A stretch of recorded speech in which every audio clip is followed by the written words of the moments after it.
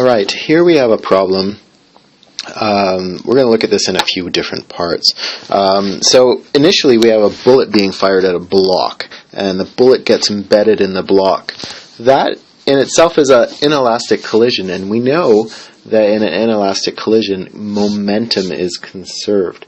So let's look at that part first. Let's look at the inelastic collision. Okay, so we have a before and after. Initially, this block is just hanging from a string, and we have a bullet being fired with some velocity or some speed, some initial speed, and afterwards we have the combined block and bullet. And these will, and then we'll have some final velocity of the combined object. So initially we have some momentum, and after the collision we have some other momentum, but we know that those two momentums are equal. So initially, the momentum is just the momentum of the bullet. So we have the mass of the bullet times the initial velocity. That should equal the mass of the bullet plus the mass of the block, capital B, and the final velocity. So we're given the initial velocity of the, we want to find the initial velocity of the bullet. So we don't know the initial velocity, so we want to find that. We actually don't know the final velocity of the object either, or do we? No, we don't. Okay, so we're kind of stuck for the moment. So let's look at the after effect. So we're going to look at afterwards. This block is going to swing, and it's going to swing upwards, and we're going to conserve energy. So let's part 2 of this is conservation of energy.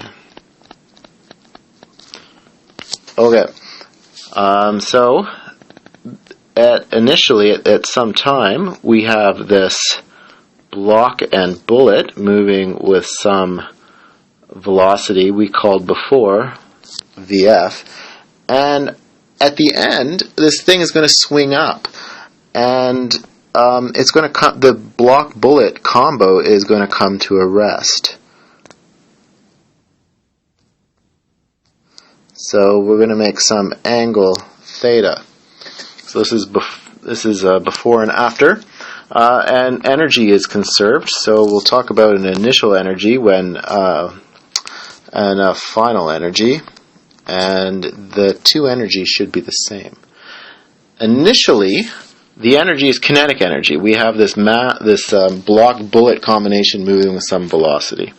So the energy is 1/2 times the mass of the two things together times their speed squared. Okay, and this should equal, well, all this kinetic energy gets converted into potential. When this block comes to a rest, it's been raised up a bit. It's going to fall again, but it comes to some maximum height. So all of that kinetic energy gets converted to potential energy. And the potential energy is just gravitational potential energy, which is mg times the height that this block moves up. So we can solve here for the final speed. If you look, the masses disappear, and this final speed, when the bullet initially combines with the block, is 2 times g times h.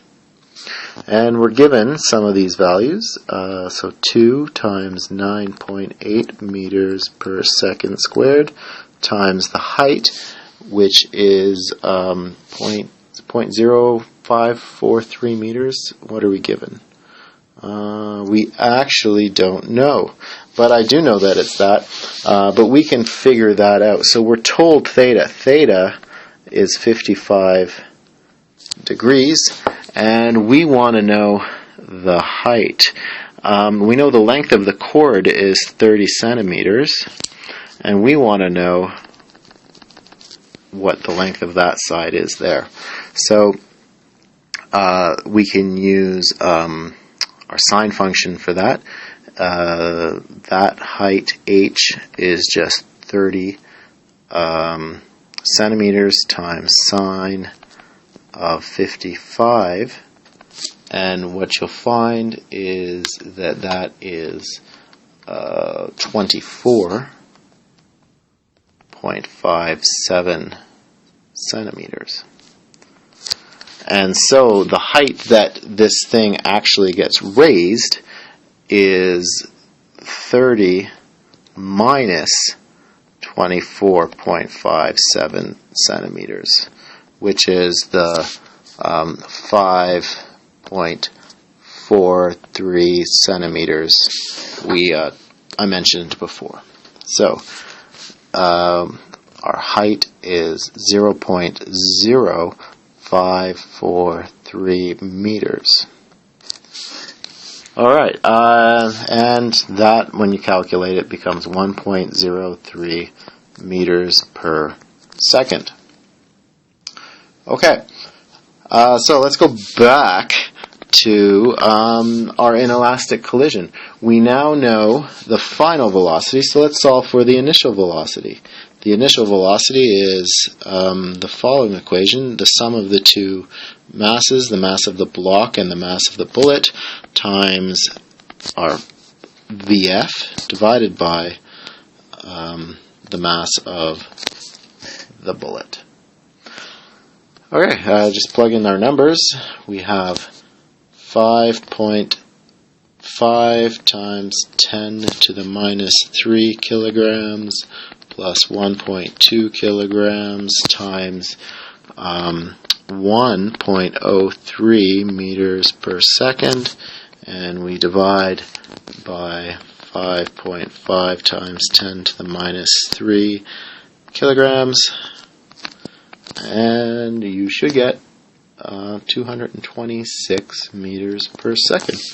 Or to 2 sig figs, we have 230 meters per second.